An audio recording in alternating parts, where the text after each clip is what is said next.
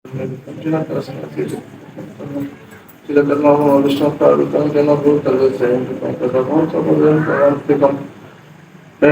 করুণা সিন্ধু দীনবন্ধু জগৎপতি বিশ্বকান্ত রাধাকান্ত নমস্তে তপ্তকাঞ্চন গৌরাঙ্গী রাধে বৃন্দাবনেশ্বরী বিশ্বরমণস্তে দেবী প্রণমারি জ্ঞান বিনাশরি নিকাশানি ঠাই পরমাত্মনি বলবদ্র জগদেবং জগন্নাথায় নমঃ পঞ্চাকল্পতর বৈশ্বকৃপা সিন্ধু ভয়মুচ্চপতিতনু পবনপ্পু বিষ্ণুপ্পু নমঃ নমো বিষ্ণুপদায় কৃষ্ণবেষ্টায় ভূতলে শ্রীমদ্ভগবদ্গীতান্ত স্বামী নামিনে नमस्ते सरस्वती देवी गौरवाणी प्रचारिणी निर्विशेष शून्यवादी प्रत्यक्षदिशतारिणी जय श्री कृष्ण चैतन्य देव नित्यानंद श्री अद्वैत गदाधर शिवासादि गौर भक्तवृंद हरे कृष्ण कृष्ण कृष्ण हरे हरे हरे राम राम हरे हरे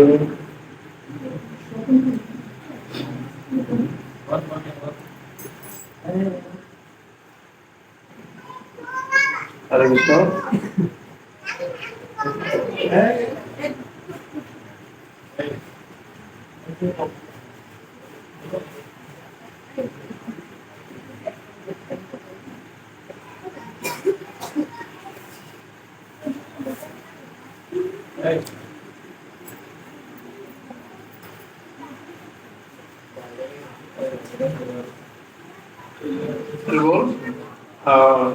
একাদশতম অধ্যায় বিশ্বরূপ দর্শন যোগ নাম্বার 55 আমার সাথে সবাই বলবে মত কর্মকৃত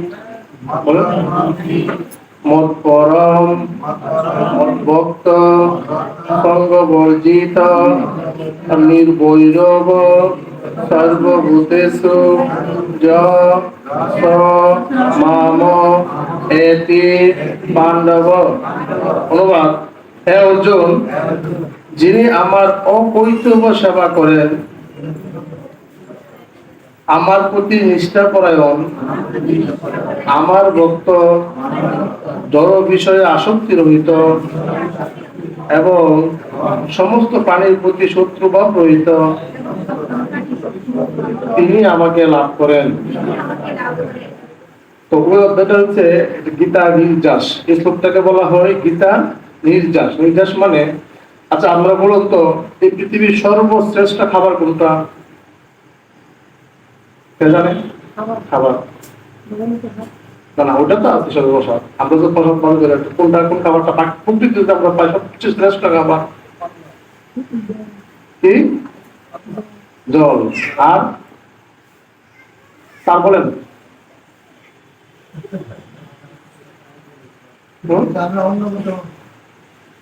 বাঙালির অন্নগত প্রাণ, শব্দ অন্নগত প্রাণ না।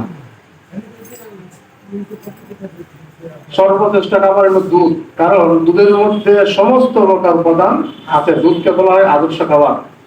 একজন যদি অন্য কোনো কিছু না খায়, সে যদি দুধ খায়, সে মানে সারা জীবন বেঁচে থাকতে পারবে। আর দুধের মধ্যে সমস্ত পুষ্টিগুণ আছে। দুধ যদি সর্বশ্রেষ্ঠ হয়, তো দুধের নির্যাস কোনটা? কোনটা দুধের নির্যাস কোনটা? দুধের স্বর। আমরা কি বলি? দুধের স্বর। কারণ অনেক অনেক টেস্টি, ঠিক না? তো এই শ্লোকটা হলো গীতার নির্যাস। নির্যাস মানে ওই শ্লোকটা আমরা বুঝতে পারি ভগবান ওই শ্লোকে কি বলছে, তাহলে সমস্ত গীতার তত্ত্ব আমরা বুঝতে পারবো একটা শ্লোকের দ্বারা। বোঝা গেল? তাহলে ওই শ্লোকটা কি বলছে ভগবান? যিনি আমার অহৈতুকী সেবা করে। অহৈতুকী মানে কি? ওটা একটু বোঝার চেষ্টা করি। অহৈতুকী মানে কি? যার কোনো হেতু নেই তাকে তো অহৈতুকী বলে, তা ঠিক না?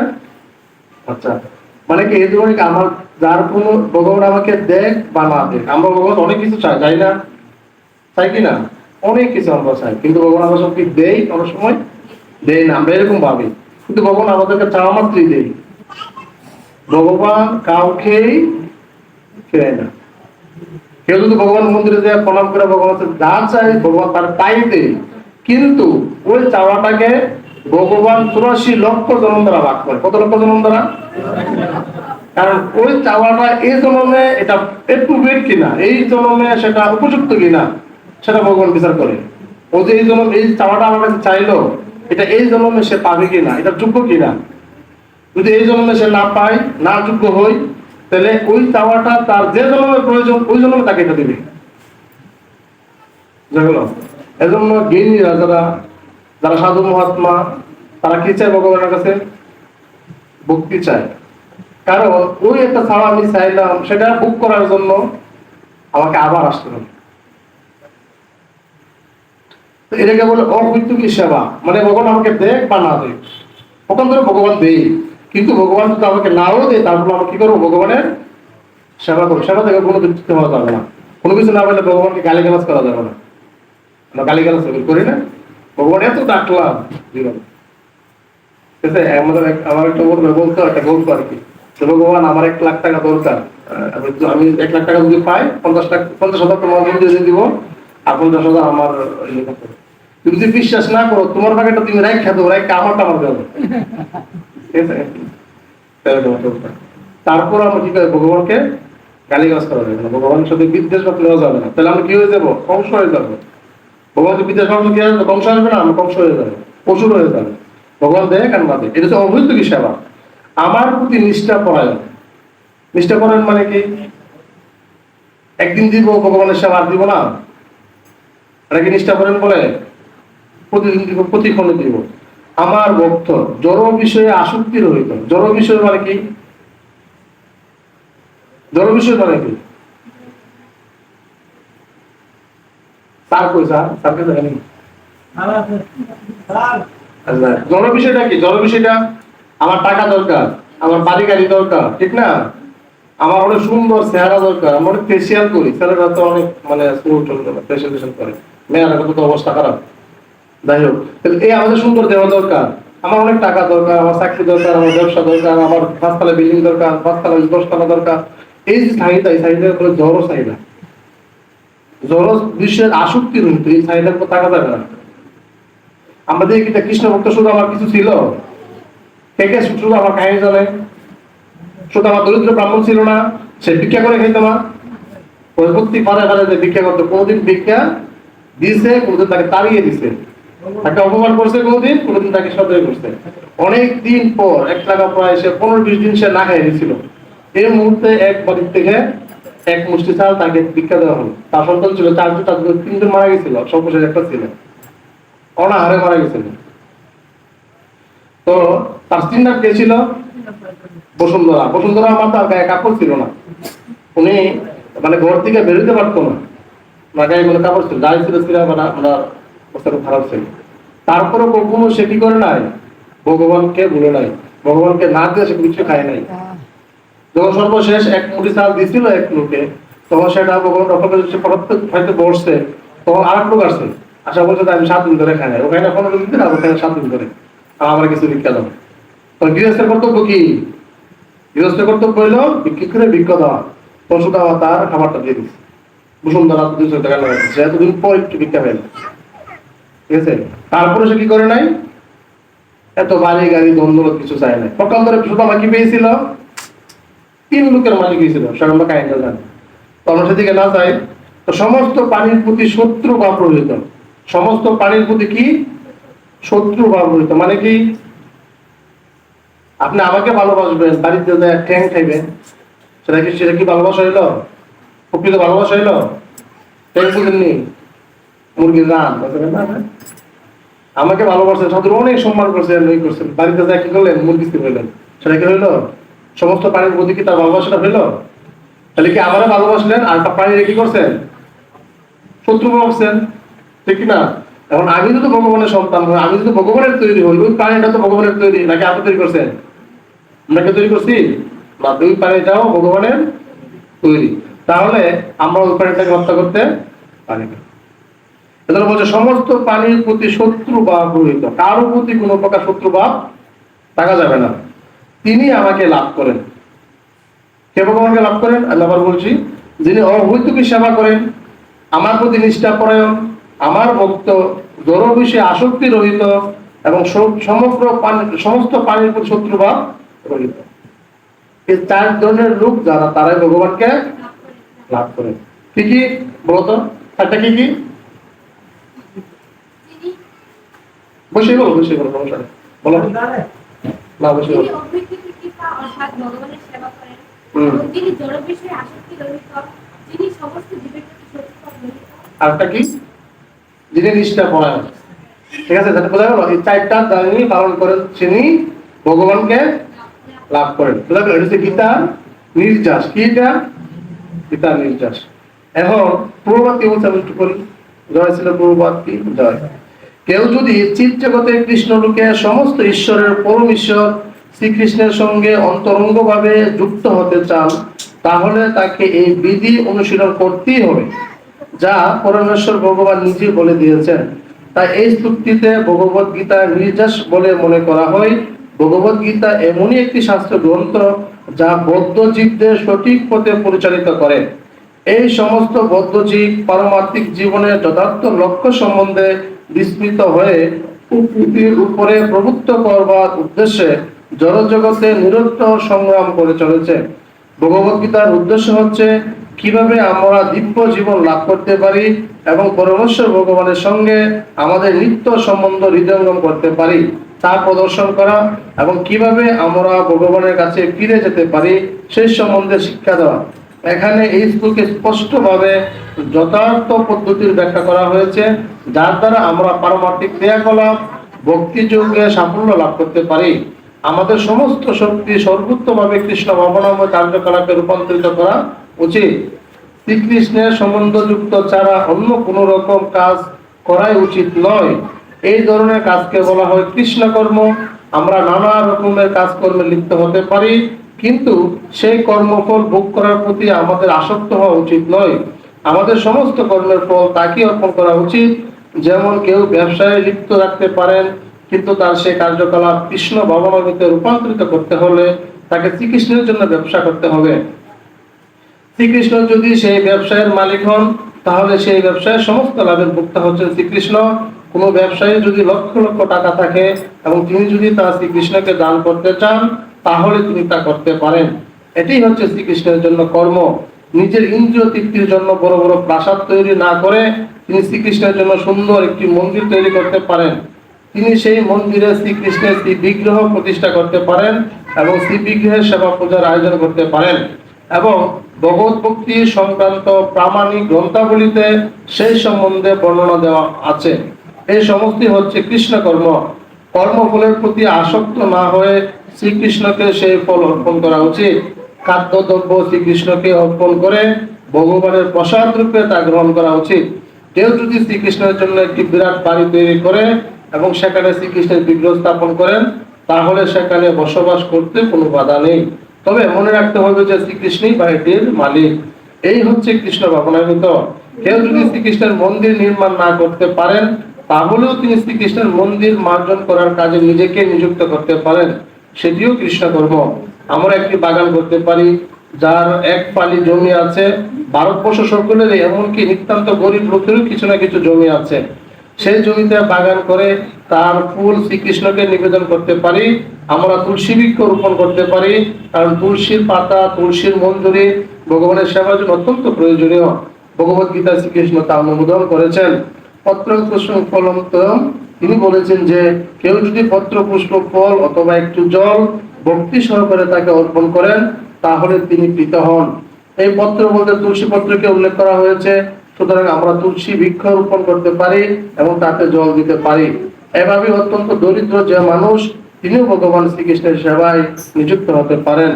এগুলো শ্রীকৃষ্ণের সেবায় নিযুক্ত হওয়ার কয়েকটি দৃষ্টান্ত।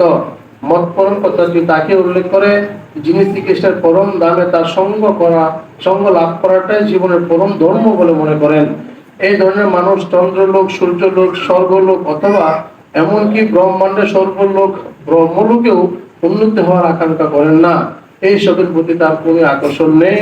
তার একমাত্র বাসনা হচ্ছে অপাকৃত জগতের চিদাকাশে প্রবিষ্ট হওয়া।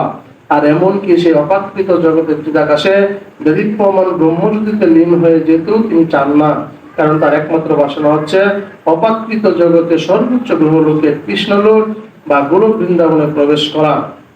সেই গ্রহলোক সম্বন্ধে তিনি সম্পূর্ণভাবে অবগত, তাই তিনি তার আর অন্য কিছুর জন্য আগ্রহী নন। মতপক্ত কথাটির মাধ্যমে ইঙ্গিত করা হয়েছে যে তিনি সর্বোত্তমভাবে ভগবানের ভক্তিযুক্ত সেবায় নিয়োজিত থাকেন। বিশেষ করে নববিধা ভক্তি, শ্রবণ কীর্তন স্মরণ অর্চন পাদসেবন বন্ধন দাস্যসক্য ও আত্মনিবেদনের মাধ্যমে যে কেউ ভক্তিযুগের এই 9টি পন্থা অথবা 8টি অথবা 7টি অথবা যে কোনো একটির সেবায় যুক্ত হতে পারেন এবং তার ফলে অবশ্যই তিনি সিদ্ধি লাভ করতে পারেন। সঙ্গ বিবর্জিত কথাটি অত্যন্ত তাৎপর্যপূর্ণ। কৃষ্ণ বিমুখ মানুষের সঙ্গ ত্যাগ করা উচিত। ভগবত বিদেশী নাস্তিকেরাই কেবল কৃষ্ণ বিমুখ নয়, যারা ফলাশ্রিত কর্ম ও জল্পনা কল্পনা প্রসূত জ্ঞানের প্রতি আসক্ত তারাও কৃষ্ণ বিমুখ। সুতরাং এই স্তূপটা ছিল রূপ গোস্বামী স্পষ্টভাবে ব্যাখ্যা করেছেন অন্নাবিলাসিত শূন্যম জ্ঞান কর্ম আদি অনাবৃতম আনুকূল্যেন কৃষ্ণ অনুশীলনম ভক্তি উত্তমা। এই স্তূপটা ছিল রূপ গোস্বামী স্পষ্টভাবে ব্যাখ্যা করেছেন যে কেউ যদি শুদ্ধ ভক্তি অনুশীলন করতে চান তাকে সমস্ত জড়জাগতিক ক্লেশ থেকে মুক্ত হতে হবে। তাকে অবশ্যই সকাম কর্ম মানসিক জল্পনা কল্পনার প্রতি আসক্তি চিত্ত ব্যক্তি সঙ্গ থেকে মুক্ত হতে হবে। যখন কেউ এই প্রকার অবাঞ্ছিত সঙ্গ ও জড়জাগতিক বাসনার ক্লেশ থেকে মুক্ত হন তিনি অনুকূলভাবে কৃষ্ণ বিজ্ঞান অনুশীলন করেন, তাকেই বলা হয় শুদ্ধ ভক্তি। অনুকূল্যস্য সংকল্প প্রতিকূল্যস্য বর্জনম। শ্রীকৃষ্ণের কথা চিন্তা করতে হবে, কৃষ্ণের যা অনুকূল তা সংকল্প করতে হবে এবং কৃষ্ণ সেবা যা প্রতিকূল তা বর্জন করতে হবে। কংস ছিল শ্রীকৃষ্ণের শত্রু। শ্রীকৃষ্ণের জন্মের সময় থেকে কংস কতভাবে শ্রীকৃষ্ণের হত্যা করার পরিকল্পনা করত, কিন্তু যেহেতু সে শ্রীকৃষ্ণকে হত্যা করতে পারত না তাই সে সবসময় শ্রীকৃষ্ণের চিন্তা করত। এভাবে খেতে বসতে শুতে সবসময় সে কৃষ্ণ ভাবনায় হয়ে থাকতো, কিন্তু তার সেই কৃষ্ণ ভাবনা অনুকূল ছিল না এবং তাই যদিও সে দিনের মধ্যে 24 ঘন্টায় শ্রীকৃষ্ণের কথা চিন্তা করত তা সত্ত্বেও তাকে অসুর বলে গণ্য করা হতো। অবশেষে শ্রীকৃষ্ণ তাকে হত্যা করেছিলেন। অবশ্য শ্রীকৃষ্ণের হাতে মৃত্যু হলে সঙ্গে সঙ্গে তার মুক্তি লাভ হয়, কিন্তু শুদ্ধ ভক্তের সেটি কাম্য নয়। শুদ্ধ ভক্ত মুক্তি চান না, এমনকি তিনি সর্বোচ্চ লোক গোলক বৃন্দাবনও যেতে চান না। তার একমাত্র লক্ষ্য হচ্ছে যেখানে তিনি থাকুক না কেন তিনি যেন সর্বদাই শ্রীকৃষ্ণের সেবা করে যেতে পারেন। কৃষ্ণ ভক্ত সকলের বন্ধু বা আপন্ন হন। তাই এখানে বলা হয়েছে যে তার কোনো শত্রু নেই। একটি কেমন ভাবে হয়, কৃষ্ণ বাবা নামের ভক্ত জানেন যে কৃষ্ণ ভক্তি কেবল মানব জীবনের সমস্ত সমস্যার সমাধান করতে পারে। তিনি নিজেই ব্যক্তিগতভাবে সেই অভিজ্ঞতা অর্জন করেছেন। তাই তিনি মানব সমাজে কৃষ্ণ ভাবনার পন্থা প্রচলন করতে চান। নিজের জীবন বিপন্ন করে কৃষ্ণ ভাবনামৃত প্রচার করার বহু দৃষ্টান্ত ইতিহাসে আছে। তার একটি জ্বলন্ত দৃষ্টান্ত যীশু খ্রিস্ট। ভগবত বিদ্বেষীরা তাকে ক্রুশে বিদ্ধ করেছিল, কিন্তু তিনি তার জীবন দিয়ে ভগবানের বাণী প্রচার করেছিলেন। আমাদের অবশ্য কখনোই মনে করা উচিত নয় যে যীশু খ্রিস্টকে হত্যা করা হয়েছিল। ভগবানের ভক্তের কখনোই বিনাশ হয় না। ভারতবর্ষ তেমন অনেক দৃষ্টান্ত আছে, যেমন ঠাকুর হরিদাস ও প্রহ্লাদ মহারাজ। এরা কেন এভাবে নিজেদের জীবন বিপন্ন করেছিলেন? কারণ তারা কৃষ্ণ ভগবান অমৃত বিতরণ করতে চেয়েছিলেন এবং তা ছিল কষ্টসাধ্য। কৃষ্ণ ভক্ত জানেন যে শ্রীকৃষ্ণের সঙ্গে তার নিত্য সম্পর্কের কথা ভুলে যাওয়ার ফলে মানুষ এই জগতে নানা রকম দুঃখ কষ্ট ভোগ করছে।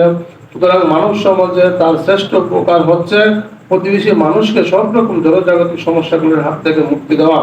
এইভাবে ভগবানের শুদ্ধ ভক্ত ভগবানের সেবা করে চলেন। এখন আমরা অনুমান করতে পারি যে ভগবানের যে সমস্ত ভক্ত সব রকমের ঝুঁকি নিয়ে ভগবানের সেবা করে চলেন তাদের প্রতি ভগবান শ্রীকৃষ্ণ কতই না কৃপাময়। তাই এইটি নিশ্চিত যে এই প্রকার ব্যক্তিরা দেহত্যাগ করার পরে ভগবানের পরম ধামে ফিরে যান। এই অধ্যায়ে সংক্ষিপ্তসার হচ্ছে যে শ্রীকৃষ্ণের বিশ্বরূপ, যা হচ্ছে একটি অস্থায়ী প্রকাশ, কালরূপে যা সবকিছু গ্রাস করে, এমনকি চতুর্ভুজ বিষ্ণুরূপ সবই শ্রীকৃষ্ণকে কর্তৃক প্রদর্শিত হয়েছে। এর থেকে আমরা বুঝতে পারি যে এই সমস্ত প্রকাশের আদি উৎস হচ্ছেন শ্রীকৃষ্ণ। এমন নয় যে আদি বিশ্বরূপ অথবা শ্রী বিষ্ণুর থেকে শ্রীকৃষ্ণের প্রকাশ হয়। শ্রীকৃষ্ণই হচ্ছেন সমস্ত রূপের আদি উৎস। শত সহস্র বিষ্ণু আছেন, কিন্তু ভক্তের কাছে শ্রীকৃষ্ণের দিব্য শ্যাম সুন্দর আদি রূপ ছাড়া আর কোন রূপেরই গুরুত্ব নেই। ব্রহ্ম সংহিতায় বলা হয়েছে যে প্রেম ও ভক্তি সহকারে যারা শ্রীকৃষ্ণের শ্যাম সুন্দর রূপের প্রতি ঐকান্তিক ভাবে আসক্ত তারা সর্বদাই তাকে হৃদয়ে অবলোকন করেন, এছাড়া তারা আর কিছুই দেখতে পান না। তাই আমাদের বোঝা উচিত এই একাদশ অধ্যায়ে তাৎপর্য হচ্ছে যে ভগবান শ্রীকৃষ্ণেরই রূপই হচ্ছে পরম এবং গুরুত্বপূর্ণ রূপ। জয় শ্রী প্রভুপাদ কি জয়। তো প্রভুপাদ এই তাৎপর্য কি বলছেন?